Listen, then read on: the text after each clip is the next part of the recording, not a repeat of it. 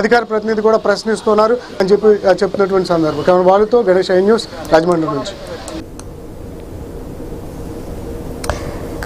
Right. రేపో మాపో doctor కావాల్సిన అమ్మాయి ఇలా ఇద్దరి చేతిలో చావు బతుకుల మధ్య హాస్పిటల్లో ఇప్పుడు చికిత్స పొందుతుంది.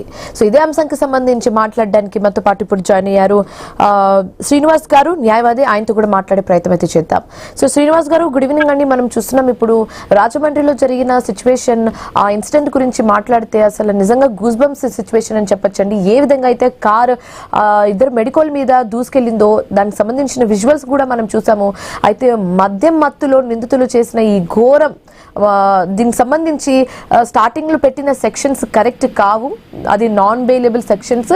ఇలాంటి వాళ్ళకి చాలా కఠినమైన సెక్షన్స్ కింద, నాన్ బెయిలబుల్ సెక్షన్స్ కింద కేసు ఫైల్ చేయాలన్నట్టుగా కూడా మార్గాని భరత్ ఇందాక మా ఐన్యూస్ తో మాట్లాడే ప్రయత్నంలో చెప్పడం జరిగింది. సో ఎలాంటి సెక్షన్స్ పెడితే రేపు మాపు ఇలాంటి ఇన్సిడెంట్ జరగకుండా కఠినం చేయొచ్చు, నియంత్రించవచ్చు అన్న క్వశ్చన్ కూడా రేజ్ అవుతుందండి. దీనికి సంబంధించి ఏం చెప్తారు మేడం? ఇప్పుడు యాక్సిడెంట్లు అనేది ఎవరైనా జరుగుతాయి. కాకపోతే ఈ పర్టికులర్ యాక్సిడెంట్కి వచ్చేటప్పటికి కంప్లీట్ గా మానవ తప్పిదంతో పాటు ప్రభుత్వ వైఫల్యం, భద్రతా లోపాలు రెండు. ఆ మాలు పూర్తిగా ఇన్సెక్యూర్డ్ మాల్, దానికి ఇచ్చినటువంటి పర్మిషన్స్ కావచ్చు ఏదైనా, వాళ్ళు బయట టౌన్ లో చక్కర్లు కొడుతూ చివరగా ఆ మాల్కి వచ్చారు. అంటే ఈ చక్కర్లు కొట్టేటటువంటి టౌన్ లో ట్రాఫిక్ యంత్రాంగం ఏమైంది? ఇప్పుడు ఇలాంటి యాక్సిడెంట్లు జరగడానికి కారణం కూడా ఇలాంటి వైఫల్యమేనండి. మెయిన్ ప్రధానంగా అమ్మాయి చక్కటి భవిష్యత్తు ఉన్నటువంటి అమ్మాయి, ఆ అమ్మాయికి ఈ రోజు అలాంటి యాక్సిడెంట్ జరుగుతుందని ఇప్పుడు అమ్మాయి తప్పు కూడా ఏమీ లేదు. వీళ్ళు తప్పదాగి రోడ్ల మీద ఇష్టానుసారం తిరుగుతూ దీని మీద కనీసం ఆర్గనైజ్డ్ గా ఉండేటటువంటి ట్రాఫిక్ పోలీస్ మానిటరింగ్ లేకపోవడం, అలాగే ఆ మాల్ సెక్యూరిటీ మెజర్స్ అన్ని కూడా పూర్తి వైఫల్యం. ఇదంతా ఈ పెద్ద ప్రమాదానికి ప్రధాన కారణంగా భావించాలి.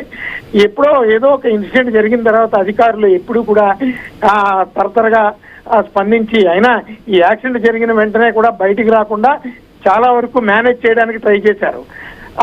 అంతగానే అంత ఆలస్యంగా బయటకు వచ్చింది. ఇందులో అరెస్ట్ చేయాలంటే, ట్రేస్ చేయాలంటే చాలా ఈజీ కదండి. ఎందుకంటే మనం చూసాం మాల్ కి సంబంధించిన విజువల్స్ కూడా ఉన్నాయి, కార్ నంబర్ ప్లేట్ కూడా క్లియర్ గా కనిపిస్తుంది. సో ఎందుకు ఇంత జాప్యం జరిగిందన్న క్వశ్చన్ కూడా రేజ్ అవుతుందండి. ఇప్పుడు డిలే అవ్వడానికి ప్రధాన కారణమే వెనకాల బిహైండ్ ది కర్టెన్ దీని మీద ఏదో పొలిటికల్ ప్రెజర్ నడిచింది. అదే విధంగా రేషన్ నెగ్లిజెన్సీ, అలాగే ఏదో సింపుల్ సెక్షన్స్ వేసి వాళ్ళని తప్పించుకునే 303 ఖచ్చితంగా వెయ్యాలి. 304 ఏ చేతులు తెలుపుకుందాం అంటే సాధ్యం. 303 సెక్షన్ కంపల్సరీ యాడ్ అవ్వాలి. అలాగే వాళ్ళ రేషన్ నెగ్లిజెన్సీని క్లియర్ గా మెన్షన్ చేయాలి. అలాగే ఇప్పుడు ఉన్నటువంటి ఆఫీసర్, ఫర్ ఎగ్జాంపుల్ డిఎస్పీ స్థాయి అధికారి సరైనటువంటి ఇన్వెస్టిగేషన్ చేసేటటువంటి పరిస్థితి లేదు. అందుకని ఒక ఇన్వెస్టిగేషన్ లో కాస్త అనుభవం ఉన్నటువంటి వ్యక్తి టెక్నికల్ నాలెడ్జ్ ని కలెక్ట్ చేసి ఖచ్చితంగా వాళ్ళకి శిక్షలు పడే విధంగా ఇన్వెస్టిగేషన్ చేయగలిగే ఆఫీసర్ కి ఈ కేసు బాధ్యతలను అప్పచెప్పాలి. అంతేగాని ఇక్కడ ఈ డిఎస్పీ గారు చేస్తే మాత్రం 100% ఆ కేసు నిలబడేటటువంటి పరిస్థితులు ఉంటాయండి. శ్రీనివాస్ గారు, ఇంకో విషయం అండి, ఇందాక మాతో ఐన్యూస్ తో వైసీపీ మాజీ ఎంపీ మార్గాని భరత్ మాట్లాడేటప్పుడు ఒక విషయం తెలియజేయడం జరిగిందండి. అదేంటంటే నిందితులకు నాన్ బెయిలబుల్ సెక్షన్ 105 కింద 10 ఏళ్ల వరకు జైలు శిక్ష పడేలా చూడాలి. అప్పుడే ముందు ముందు ఇలాంటివి జరగకుండా పునరావృతం కాకుండా ఉంటుందని ఆయన ఒక విషయం మెన్షన్ చేయడం జరిగిందండి. అంటే మనకి యాక్సిడెంట్ కి సంబంధించినటువంటి కనెక్టెడ్ సెక్షనే వెయ్యాలి మేడం. ఏది పడితే అది వేస్తే రేపు పొద్దున్న ఆరోపణ ఎదుర్కొంటున్నటువంటి ముద్దాయికి అది కోర్టులో నుంచి తప్పించుకునే అవకాశం ఉంటుంది.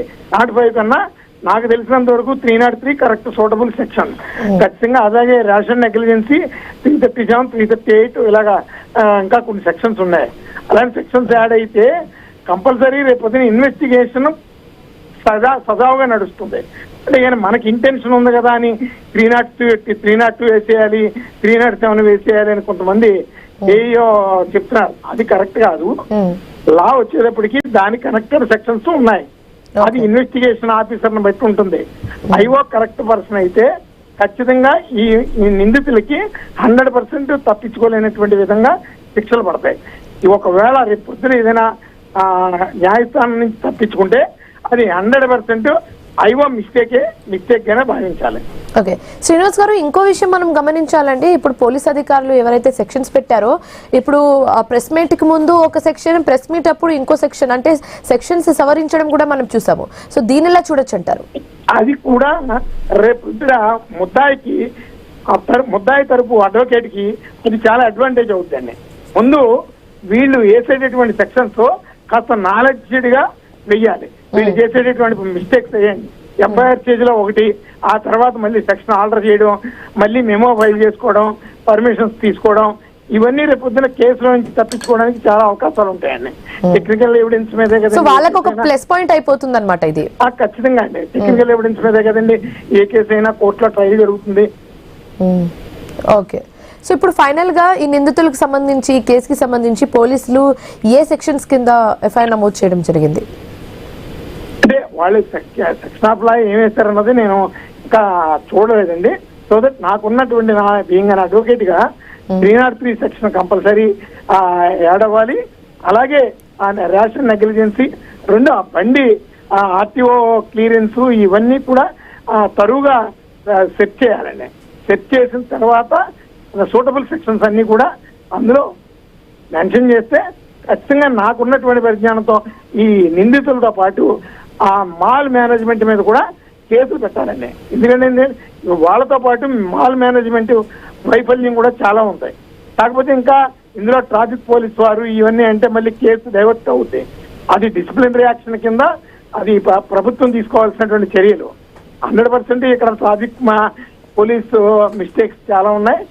ఈ పర్టికులర్ కేసు వచ్చేటప్పటికి ఈ కేసుతో పాటు మేనేజ్మెంట్ మీద కూడా ఖచ్చితంగా సెక్యూరిటీ మెజర్స్ మీద వాళ్ళని కూడా పార్టీలుగా చేసి ఆ అమ్మాయికి సరైనటువంటి న్యాయం చేయాలి అని.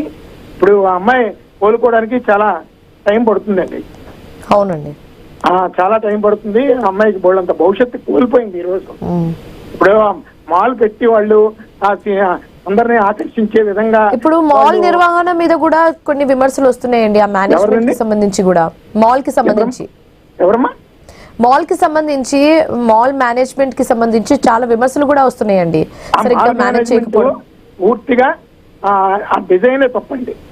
ఇన్ గేటు, ఎగ్జిట్ గేటు, ఈ రెండు కూడా మున్సిపల్ కార్పొరేషన్ వాళ్ళు ఎగెనిస్ట్ లా చట్టపరమైనటువంటి చర్యలకు వ్యతిరేకంగా ఆ మాల్ పర్మిషన్స్ ఇచ్చారండి. లోపల ఈ వెహికల్ తిరగడానికి కానీ ఇవన్నీ చాలా, దాని మీద ఒక రిపోర్ట్ ఉండాలి. ఎందుకో మున్సిపల్ కార్పొరేషన్ వాళ్ళు దాని మీద దృష్టి సారించరు. అలాగే ఆ సెంటర్ కాస్త క్రౌడ్ ఎక్కువ పెరిగిందండి. ఆ ట్రాఫిక్ పోలీసు వారు అక్కడ ఏ విధమైనటువంటి అబ్జర్వేషన్స్ నియంత్రణలో ఉండవు. ఇవన్నీ ప్రధాన కారణం అండి. వాళ్ళు సిటీలో ఎంతో ర్యాష్ గా డ్రైవ్ చేసుకుంటూ, ఇంకా అదృష్టం మాల్ దగ్గర జరిగింది, దారిలో ఇంకా ఎంతమందిని చంపేద్దరో వాళ్ళు. ట్రాఫిక్ పోలీస్ అంతా ఏమైపోయిందండి. ఓకే, థ్యాంక్ యూ శ్రీనివాస్ గారు, మాతో జాయిన్ అయినందుకు అండ్ మీ ఒపీనియన్స్ ని మాతో షేర్ చేసినందుకు. Thank you. రైట్, ఇవి ఇప్పటి వరకు